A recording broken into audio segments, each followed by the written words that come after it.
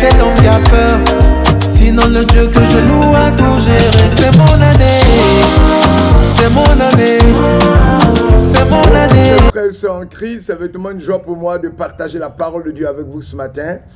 Je suis Michael Bogus, serviteur du Dieu vivant, né pour accepter Jésus-Christ de Nazareth et proclamer son règne. Voilà.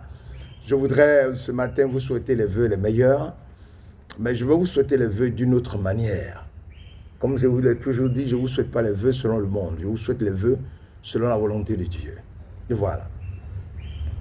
Les critères pour voir vos vœux de l'année 2025 être exaucés, c'est ce dont on va parler ce matin dans le nom puissant de Jésus.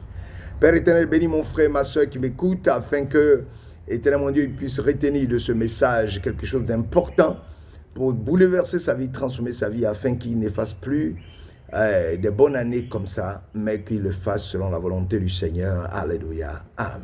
Voilà. Bonjour chers frères et sœurs en Christ pour cette journée et ce beau matin. Bonjour à tous ceux qui m'écoutent pour la première fois. Bonjour à ceux qui entendent pour la première fois parler de Jésus-Christ de Nazareth. Je suis disciple de Christ et je suis Michael Bogus, serviteur du Dieu vivant. Voilà. Je vous salue dans le précieux nom de Jésus, notre Sauveur, notre Rédempteur, celui qui a donné sa vie pour notre salut. Je viens ce matin pour vous adresser mes vœux, mais d'une manière différente de celle du système de fonctionnement de ce monde. Pour moi, l'année 2025 sera une année où vous récolterez avec joie ce que vous aurez sémé avec fidélité en Dieu dans le précieux nom de son Fils Jésus-Christ de Nazareth. Je précise. 2025 sera une année et vous récolterez avec joie ce que vous aurez sémé avec fidélité en Dieu dans le précieux nom de son Fils Jésus-Christ de Nazareth.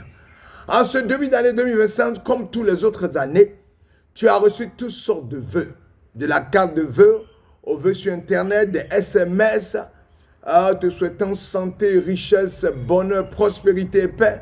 Au-delà de tous ces vœux émis, les pasteurs, les hommes de Dieu, les autorités ecclésiastiques t'ont également, au moment de l'entrée de la nouvelle année, lors de la nuit, comme on appelle, la nuit qui nous permet de passer de l'année 2024 à 2025, ils t'ont adressé des bénédictions.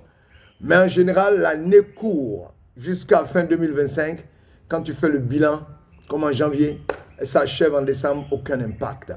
Aucun effet de telle bénédiction sur ta vie, sur la vie de ton frère et de ta soeur. Pourquoi? C'est la question à laquelle nous allons répondre, soutenue par la parole de Dieu qui est la Bible. Pourquoi tes prières ne sont pas exaucées? Pourquoi les bénédictions qu'on a invoquées sur toi, tout ce qu'on a demandé ne se réalise pas?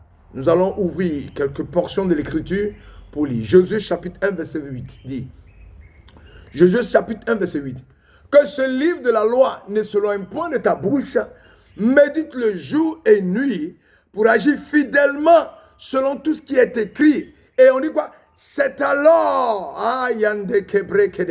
c'est alors, car c'est alors. Je voudrais que tu répètes moi, car c'est alors, oui, car c'est alors que tu auras du succès dans tes entreprises.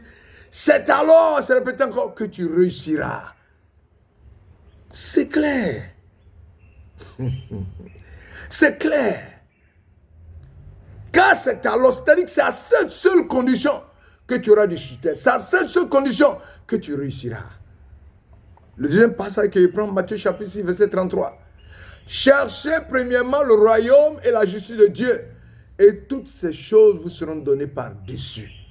Et le dernier passage que je prends, c'est Deutéronome chapitre 28, verset 13. L'Éternel fera de toi la tête et non la queue. Tu seras toujours en haut, tu ne seras jamais en bas. Lorsque tu obéiras, je répète, lorsque tu obéiras au commandement de l'Éternel ton Dieu, que je t'ai prescrit aujourd'hui, et il a dit, lorsque tu observeras, il les mettra en pratique, ces commandements-là. Voilà. Mon frère, ma soeur, Dieu veut te bénir. Dieu veut t'apporter des bénédictions. Les bénédictions mises par le corps ecclésiastique sur ta vie, et Dieu veut que cela se fasse. Les bénédictions émises par les pasteurs, Dieu veut que cela se fasse. Mais il souhaite que ton désir soit cadré avec la volonté de Dieu. Et qu'est-ce que c'est? Il te faut savoir que l'optique ou l'objectif que tu dois te fixer, c'est que tes désirs soient toujours sur la même longueur d'onde que la volonté de Dieu. Alléluia. Il te faut savoir aussi que les choses les plus importantes pour Dieu sur terre, c'est le salut des âmes. La Bible déclare dans Luc chapitre 15, verset 7. Demain, je vous le dis, il y aura plus de joie dans le ciel pour un seul pécheur qui se répand que pour 99 justes qui n'ont pas besoin de repentance. Le ciel est de la joie uniquement lorsque tu amènes des personnes à la connaissance du Dieu parfait.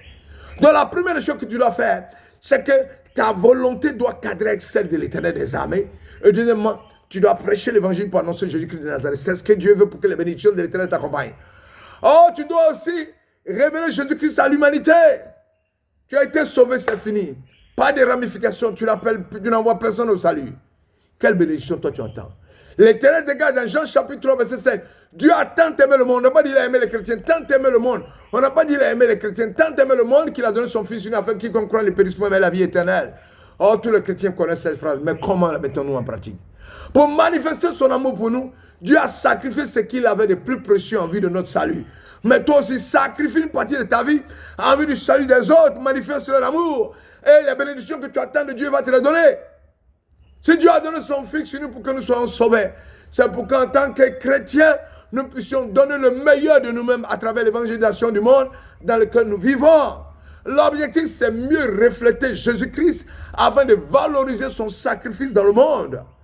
Mieux refléter Jésus-Christ afin de valoriser son sacrifice dans le monde. La Bible déclare que personne ne connaissait le Père. C'est le Fils qu'il a révélé aux hommes, à l'humanité. Christ nous a révélé le Père aussi. Par notre engagement à marcher avec lui et notre respect des commandements du Père, nous sommes devenus enfants de Dieu. Nous devons alors à notre tour révéler le Père à ceux qui ne le connaissent pas. Nous devons le faire chaque jour, et cela par tous les moyens, afin que ceux qui ne connaissent pas Jésus-Christ le connaissent, se convertissent et viennent à son admirable lumière. C'est ce que Dieu veut pour le monde.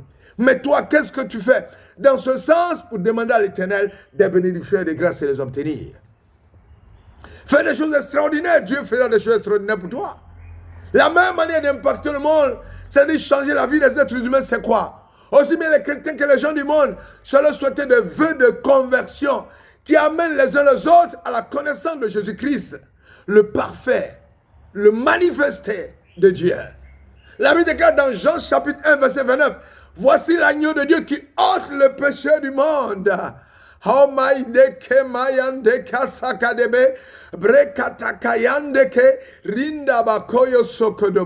C'est ça. Dans l'exercice de son ministère, Jean voit l'agneau de Dieu, le présente à tous. Il y a des frères et sœurs qui ne présentent pas Dieu au monde, Jésus au monde. Il y a des frères et sœurs qui ne présentent pas Jésus au monde. Cette année, on doit savoir que tu es fils et fille de Dieu et que tu fais de l'exercice de l'Éternel des armées la priorité des priorités. Dans ton service, on doit savoir que tu es chrétien et que ta priorité c'est Dieu. Dans la société où tu es, on doit savoir que tu es un chrétien, mais aussi un chrétien intègre, bien sûr. Jésus n'a jamais conduit une voiture, ni pris un avion, mais il n'y a personne sur terre qui soit plus puissant que lui. Rempli d'une puissance inégalable, d'une onction au-dessus de toutes les onctions, rempli de la gloire de Dieu, il a bouleversé l'humanité tout entière. Jésus est le seul nom qui est prononcé, proclamé dans les cieux, au tréfonds des cieux, sur la terre, au tréfonds de la terre. Il n'y a pas un autre nom. Pour voir le changement s'opérer dans ta vie, commence par donner à Dieu la priorité des priorités, la première place. La Bible déclare dans le psaume 37, verset 4, « Fais de l'Éternel tes délices, te donnera ce que ton cœur désire. » Ça est là, la parole est là, les bénédictions sont là. Saisis-les, mais à une condition. Commence cette année 2025 à t'adresser à Dieu d'abord, avant de faire quoi que ce soit. C'est alors que le socle, le fondement de ta vie sera Jésus-Christ. Et si lorsque tu demanderas quoi que ce soit, tu l'obtiendras. Tu n'obtiendras pas, c'est-à-dire tu n'obtiendras pas ce que tu veux, mais ce que Dieu sait bon pour toi. Tu n'obtiendras pas ce que tu veux, mais tu obtiendras ce que Dieu sait bon pour toi. Dieu sait bon pour toi. Abandonne le monde et recherche les choses d'en haut et tu seras béni.